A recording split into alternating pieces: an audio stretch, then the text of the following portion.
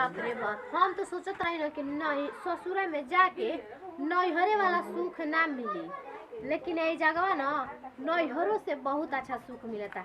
जाए तो भले हम मर्द तन की बूढ़ बा लेकिन मैं काम कर देता।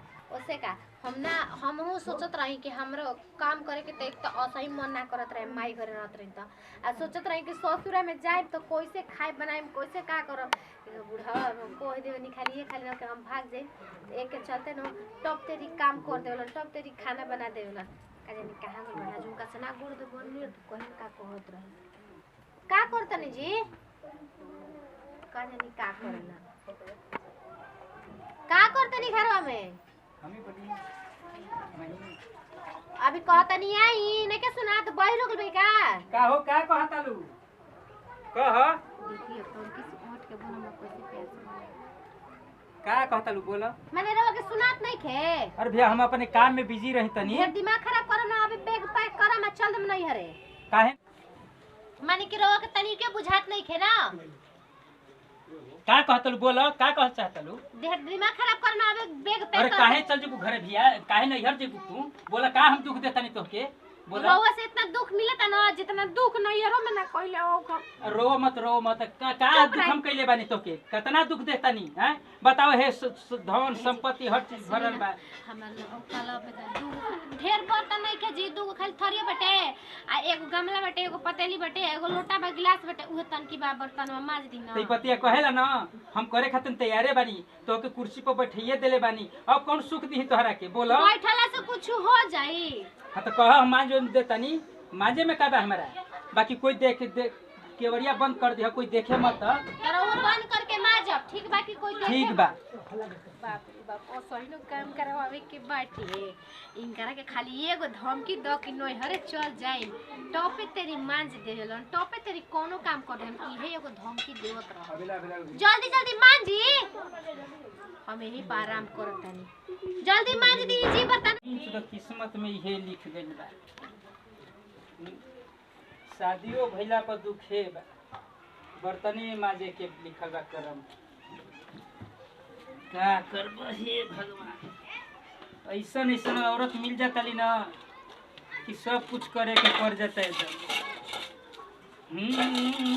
अरे जब से हुई है शादी आंसू बहा रहा हूँ, आफत गले पड़ी है इसको निभा रहा हूँ। मेरी बीबी मिली है ऐसी वो काम क्या करेगी, लक्स में नहा के खुशबू में तर रहेगी। जब से हुई है शादी आंसू बहा रहा हूँ, मेरी बीबी मिली है ऐसी मैं बर्तन धो रहा हूँ। भैया सब करा के बीबी ऐसे नहीं मिला तो बहुत मजा आता हो बर्तन मांजने में का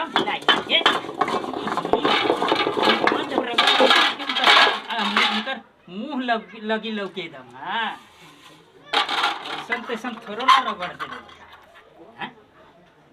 कल छुलिया जरा दिले बिया एकदम। बताओ ओकर बाबू कर तब ना ओकर मुँह मैया लगत हैं,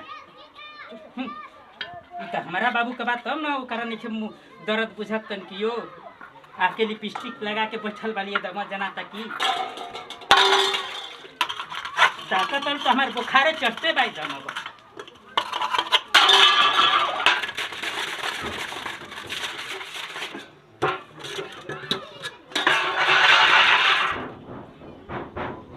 तोरी के जीव थागल बर्तन मांजे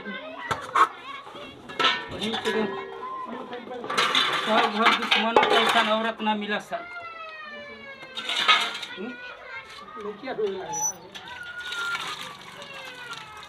शादी करके पछताही के ना बा, मेहरानू कैला पर दुखे बा, मेहरानू नहीं खाओ तब तकलीफे बा।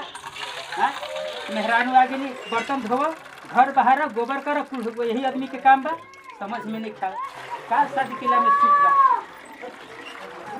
जा हे भगवान आज बारू तुम तो देखते सब कुछ भाई क्या ये कर्म में लिखले बा।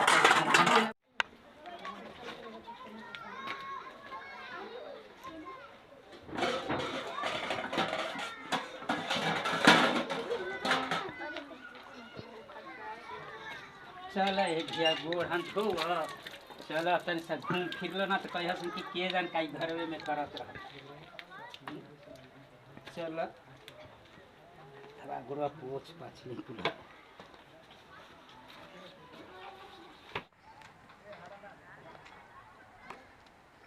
चल भैया काम धाम तो घर को होइए गल कुछ टहर फिर ली तब एक बाद जौन होई तौन होई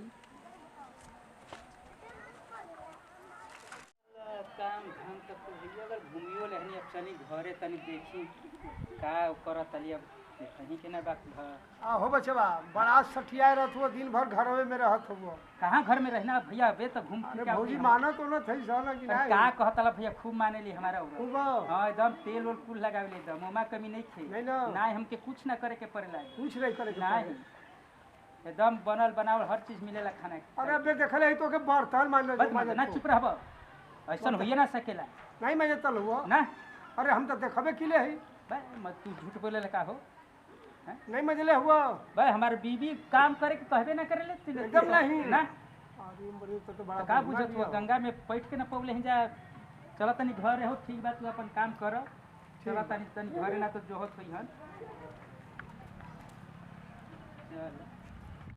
नमस्कार प्रणाम हम प्रदीप कुमार कुशवाहा हमन के वीडियो बनौले बन जा आजकल तो देखते बानी जा कि औरत कैसन मिलतली ऐसा आदमी मिल जातन भेटा जातलन कि औरतें अपन मर्द से लगतली काम करवावे अपने कुर्सी पर बैठ के राज लगतली करे तो उन पर भी कहतली कि हमारा के दुखे बा माई बाबू कर देता ना कि हमके तकलीफे होता है ऐसा कुल घर में। अब आप लोग बताई जा कि कैसन अब उन लोग के घर चाहिए।